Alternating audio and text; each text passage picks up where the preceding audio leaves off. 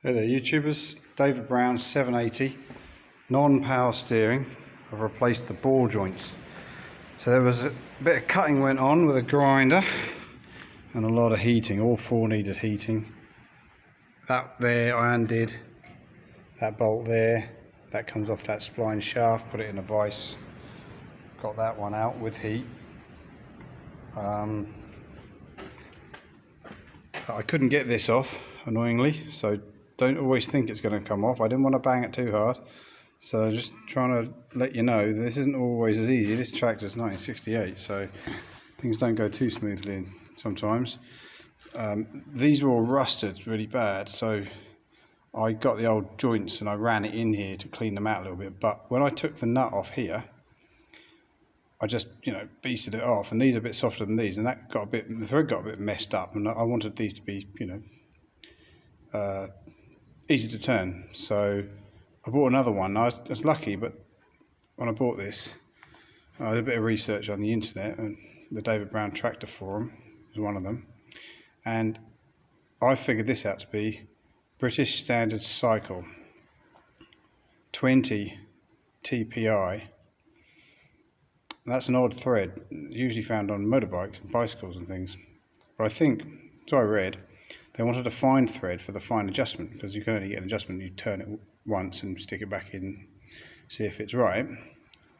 And I think it's 12 TPI for UNC, Unified National, UNF, Unified National Fine.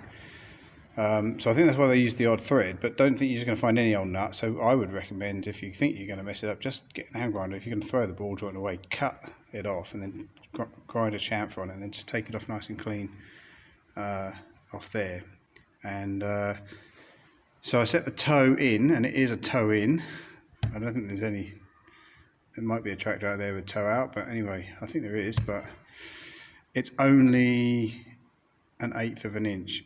No, I think it's about 2 or 3 mil, so basically not a lot. So I measured from the rim with the tape measure, same point to the other side, and then front and back, and just put it in, tighten it up, measure it, knock it. It's a bit annoying because the front and the back, each time you adjust it, the front and the back both change. So anyway, yeah, don't think it's going to be a walk in the park. There's going to be a bit of heat involved.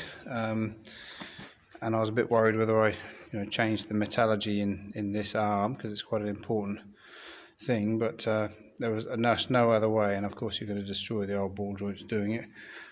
Some of them come along lock nuts, and these ones have got the split pin. I don't think there's any difference necessarily, but I think it depends on your supplier and stuff like that. So anyway, I've replaced all 4 of them, and hopefully that will make it easier to steer. And the last guy had freed them up by heating them, and he'd melted all the plastic inside to get the thing going. It had been sitting in a shed for a while, but anyway, that's not a complex situation, but it might just be handy if someone's going to come to do this, and they just want to get it straight in their head before they what it might entail. And it did take me a lot longer than I thought it was going to be, and I've been working on these things now for a while, this and the other one over there, and yeah, it caught me out a little bit.